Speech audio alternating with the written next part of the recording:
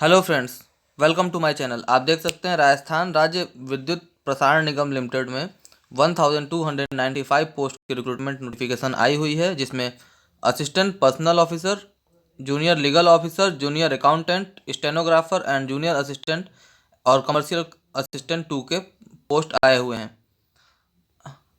और आपने अब तक मेरे चैनल को सब्सक्राइब नहीं किया है तो चैनल को सब्सक्राइब कर लीजिए और नोटिफिकेशन बेल आइकन जरूर दबा दीजिए। वीडियो में आगे बढ़ने से पहले मैं आपको बता दूं कि मैंने इस नोटिफिकेशन की लिंक और ऑफिशियल वेबसाइट और जहां से आपको अप्लाई करना है, तीनों की लिंक मैंने डिस्क्रिप्शन में दे दी है। आप डायरेक्टली वहां से अप्लाई कर सकते हैं। आप यहां देख सकते हैं जो आपकी सैलरी होगी असिस्टेंट पर्सनल ऑफिसर की लेवल 11 का ग्रेड पे होगा। आपकी जो मिनिमम बेसिक पे बनेगी वो होगी 37,800 per month. Fixed remuneration during PT period आप देख सकते हैं 26,500 रुपीज़ पर मंथ होगा। जूनियर लीगल ऑफिसर के लिए लेवल 10 पे मैट्रिक्स होगा और मिनिमम पे जो होगा आपका बेसिक पे वो होगा 33,800 रुपीज़ पर मंथ और पीटी टाइम में आपका 23,700 रुपीज़ पर मंथ होगा। जूनियर अकाउंटेंट में लेवल 10 ग्रेड पे होगा आपका और मिनिमम बेसिक पे 33,800 रुपीज़ और during PT period 23,700 rupees. Stenographer के लिए लेवल 10 ग्रेड पे और मिनिमम बेसिक पे 33,800 रुपीज़ और ड्यूरिंग पीटी पीरियड आप देख सकते हैं 23,700 रुपीज़ पर मंथ होगा। जूनियर असिस्टेंट और कमर्शियल असिस्टेंट 2 के लिए करस्पॉन्डिंग लेवल जो ग्रेड पे होगा वो होगा आपका लेवल 5 का और मिनिमम बेसिक पे 20,800 रुपीज़ पर मंथ और fixed remuneration during PT period 14,600 rupees per month. आप यहाँ एजुकेशनल क्वालिफिकेशन चेक कर सकते हैं। असिस्टेंट पर्सनल ऑफिसर के लिए ग्रेजुएशन होना मस्ट है, उसके साथ master degree in social work और एमबीए और post graduate degree in personnel management, human resource management और development, industrial relation of minimum 2 years का कोर्स आपके पास होना चाहिए, या फिर post graduation diploma in labour law और labour welfare and personnel management और ह्यूमन रिसोर्स मैनेजमेंट और डेवलपमेंट और इंडस्ट्रियल रिलेशन में आपके पास डिग्री होनी चाहिए। और जूनियर लीगल ऑफिसर में हम देखें तो law graduate from a recognised university established by law in India, 3 साल का कोर्स आपके पास होना चाहिए और proficiency professional degree. Junior accountant में हम देखें तो ग्रेजुएट डिग्री होना चाहिए कॉमर्स में और या फिर बिजनेस एडमिनिस्ट्रेशन में आपके पास, या फिर intermediate examination of A institute of cost accountant of India Kolkata. आप आईपीसीसी इंटरमीडिएट का आपके पास सर्टिफिकेट होना चाहिए अगर आपने आपका इंस्टीट्यूट में सीए की पढ़ाई किया कराई जाती है, जो कि आईसीए से रजिस्टर्ड हो दिल्ली से। एमबीए भी अगर होगा तो अभी आप अप्लाई कर सकते हैं। और जो आप देख सकते हैं यहाँ पीजी डिप्लोमा को भी एमबीए के बराबर माना जाएगा। एमकॉम अगर है आपके पास तो भी आप इस पोस्ट के लिए अप्लाई कर सकते हैं। या इनमें से कोई भी एक है तो उसके साथ आपको दूसरे भी सर्टिफिकेट चाहिए। उसके साथ क्या चाहिए आप यहाँ देख सकते हैं, ओ लेवल या उससे ऊपर के किसी लेवल का डोएक यूनिवर्सिटी का सर्टिफिकेट, या फिर CCC का, या फिर कोपा और DPCS का, या फिर degree diploma certificate in computer science और कंप्यूटर एप्लीकेशन का, या फिर सीनियर सेकेंडरी स्कूल में आपके पास जो क्लास 11-12 में आपने अगर कंप्यूटर साइंस और सब्जेक्ट लिया होगा तो भी आप अप्लाई कर सकते हैं। या फिर आप diploma in computer science and engineering आपने की हुई है, पॉलिटेक्निक किया हुआ है इसमें या डिप्लोमा, तो भी आप उसमें अप्लाई कर सकते हैं। राजस्थान स्टेट का सर्टिफिकेट जो है RSCIT होता है, अगर आपने वो भी कर रखा है तो भी आप अप्लाई कर सकते हैं।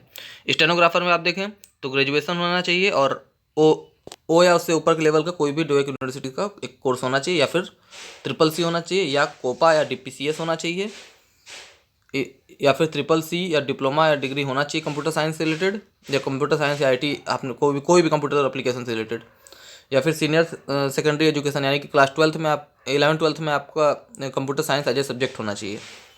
या फिर आपने अगर कॉलेज में पढ़ाई की है तो उसमें किसी भी साल में आपका किसी सेमेस्टर में या किसी साल में भी आपका एक सब्जेक्ट कंप्यूटर साइंस का होना चाहिए, या फिर diploma in computer science and engineering होना चाहिए, या फिर RSCIT by Vardhman Mahaveer open university से होना चाहिए। जूनियर असिस्टेंट और कमर्शियल असिस्टेंट में देखें तो इसमें जो क्वालिफिकेशन मांगी गई है वो है 12th पास प्लस ओ या उससे ऊपर की डोएक यूनिवर्सिटी की डिग्री, या फिर CCC या फिर कोपा या DPCS, या फिर CCC या कंप्यूटर एप्लीकेशन में डिग्री या डिप्लोमा, या फिर क्लास 12th में या आपका computer science as a subject होना चाहिए, या फिर आपने बैचलर डिग्री की हुई है तो किसी भी साल या किसी सेमेस्टर में कंप्यूटर एज ए सब्जेक्ट होना चाहिए। Diploma in computer science and engineering है तो भी आप अप्लाई कर सकते हैं, या फिर RSCIT conducted by Vardhman Mahaveer open university Kota से है तो भी आप इसमें अप्लाई कर सकते हैं। आइए अब हम देखते हैं इसके एज क्वालिफिकेशन की तरफ। तो APO यानी कि असिस्टेंट पर्सनल ऑफिसर के लिए मिनिमम मैक्सिमम एज लिमिट जो रखी गई है वो है 42 ईयर्स। जूनियर लीगल ऑफिसर के लिए जो मैक्सिमम रखी गई है 42 ईयर्स। जूनियर अकाउंटेंट के लिए 42 ईयर्स। स्टेनोग्राफर के लिए 43 ईयर्स। और ये सिर्फ 43 ईयर्स जो है RVPN में है, बाकी जगहों पे 42 ही है। आप यहाँ देख सकते हैं जूनियर असिस्टेंट और कमर्शियल असिस्टेंट 2 में भी सेम 42 ईयर्स रखा गया है। और आप अगर रिलैक्सेशन कैटेगरी में तो आप यहाँ से अकॉर्डिंगली चेक कर सकते हैं। आपने मेरे चैनल को अब तक सब्सक्राइब नहीं किया तो आप चैनल को सब्सक्राइब कर लीजिए और नोटिफिकेशन बेल आइकन जरूर दबा दीजिए, जिससे मेरे अगले वीडियो की नोटिफिकेशन सबसे पहले आपको मिल सके। और अगर आपको लेटेस्ट रिक्रूटमेंट से रिलेटेड कोई जानकारी चाहिए तो ऊपर दिए गए आई बटन पर क्लिक करके लेटेस्ट रिक्रूटमेंट से जानकारी ले सकते हैं। आप यहाँ देख सकते हैं कि एप्लीकेशन फ़ी जो रखी गई है जनरल कैटेगरी और EWS कैटेगरी के लिए या इस 1600 रुपीज़ रखी गई है। और जनरल कैटेगरी जो EWS जिसकी लेस देन 2.50 लाख है, या फिर SC ST OBC किसी कैटेगरी में आते हैं तो उनके लिए 1400 रुपीज़ रखी गई है। आप यहाँ चेक कर सकते हैं। और सिलेक्शन प्रोसीजर की तरफ अगर देखें हम तो असिस्टेंट पर्सनल ऑफिसर में 2 पार्ट में पेपर होगा। पहला पार्ट 60% वेटेज होगा जिसमें 2 सेक्शन होंगे, section A and section B। आप यहाँ पे सारे अकॉर्डिंगली चेक कर सकते हैं, क्लियरली यहाँ मेंशन है। अगर आपको कोई दिक्कत होगी या किसी प्रकार की कोई मदद चाहिए होगी तो आप मुझसे पूछ सकते हैं।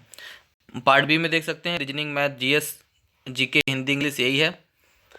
और जूनियर लीगल ऑफिसर में देख सकते हैं 60% वेटेज जो है लॉ से रिलेटेड और 40% रीजनिंग, मैथ, GK और एवरीडे साइंस हिंदी इंग्लिश से रिलेटेड है। नेक्स्ट में आप देख सकते हैं जूनियर अकाउंटेंट में 60% वेटेज जो है अकाउंटेंट से रिलेटेड और 40% नॉर्मल CSAT के पेपर हैं, यानी कि reasoning, math, GK, Hindi, English. आप यहाँ देख सकते हैं जो स्टेनोग्राफर के लिए जो रखा गया है 40% वेटेज वो मैथ, रीजनिंग और GK, हिंदी, इंग्लिश की रखी गई है। प्लस जो सेकंड होगा 60% वेटेज आप यहाँ देख सकते हैं इंग्लिश शॉर्ट हैंड 10 मिनट का होगा, और transcription of typing and dictation passage होगा वो 60 मिनट का होगा। उसके 100 मार्क्स देखे जाएंगे। और इंग्लिश वालों के लिए भी आप देख सकते हैं नीचे अकॉर्डिंगली दिया हुआ है। जूनियर असिस्टेंट और कमर्शियल असिस्टेंट 2 के लिए 40% वेटेज जो है रीजनिंग एंड मेंटल एबिलिटी के लिए, और मैथमेटिक्स, GK, हिंदी और इंग्लिश के लिए है। फेज़ 2 में देखें 60% वेटेज जो है उनके टाइपिंग के लिए है। आप यहाँ देख सकते हैं हिंदी या इंग्लिश जो भी है आपकी, आप यहाँ से चेक कर सकते हैं अकॉर्डिंगली। और अभी हम आगे बढ़ते हुए इसमें देखेंगे जो इम्पोर्टेंट डेट्स है। इम्पोर्टेंट डेट्स यहाँ पे आप देख सकते हैं क्लियरली मेंशन है। जो डेट ऑफ स्टार्टिंग यानी कि जो अप्लाई करने की जो डेट है वो है 2 मार्च से मार्च है, और लास्ट डेट 22 मार्च यानी कि 22 मार्च से पहले तक इसमें अप्लाई कर लेना होगा शाम को 5 बजे से पहले। Thank you.